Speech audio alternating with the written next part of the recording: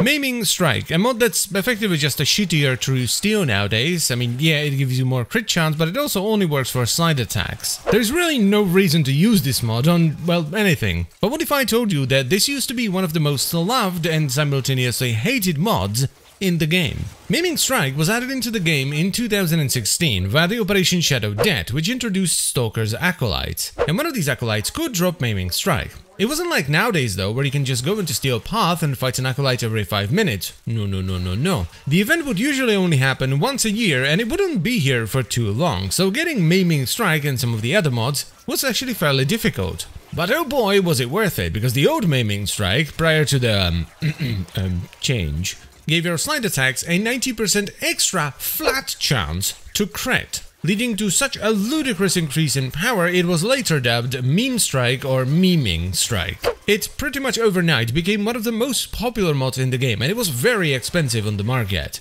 It also led to the rise of one particular weapon, the Atterax. Now the Atterax is a fairly solid weapon on its own. It does almost pure slash, it has good crit, good status, and it's not terribly slow. But most importantly, it is a whip. And whips sport arguably the best slide attack in the game, because of its massive range. Now you might think that slash and viral is pretty strong nowadays. You have no idea. The Atarax didn't even need viral. You would just go pure slash, and you would massacre, and I do mean massacre, everything in the game. The only problem was that the playstyle of the Meme Strike Atterax was, well, some would describe it as rather degenerate, as in constant, non-stop slide attacks. It was not that much fun, and even people that enjoyed the Meme Strike Atterax playstyle usually made a macro and would not do it manually. The power of the Meme Strike Atterax wasn't just due to Meme Strike being very strong though, it was a combination of many things. For one, slide attacks do considerably more damage than regular attacks. Two, melee at this time did not abide by line of sight, so you could actually hit enemies through walls. Three, slash procs doing effectively true damage, bypassing all armor. And finally 4, Naramon's old passive called Shadow Step, which would give you 10 seconds of invisibility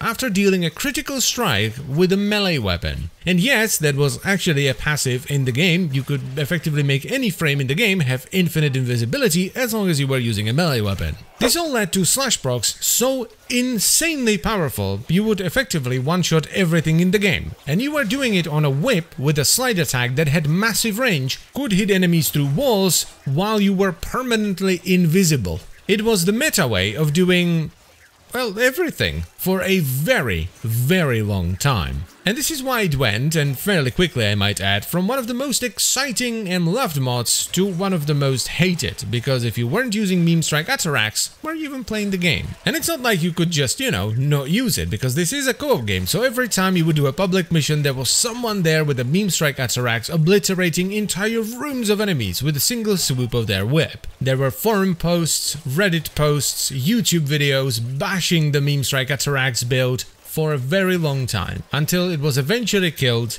by making it into a shittier true steel, which it is today. I mean, you can still kind of use Maiming Strike on some weapons that have decent slide attacks, and it's okay on the Atarax, but it is a shadow of its former self. It also doesn't drop from the Acolytes anymore since they were added into Steel Path, so you instead get it from a Necralisk bounty. I still remember the old days of the Meme Strike Atarax. It was preposterously strong, and I basically never used it because I found it very unfun. But a lot of people actually enjoyed the playstyle and were very sad to see it go. So there you have it, a quick history of the most loved and hated mod in Warframe.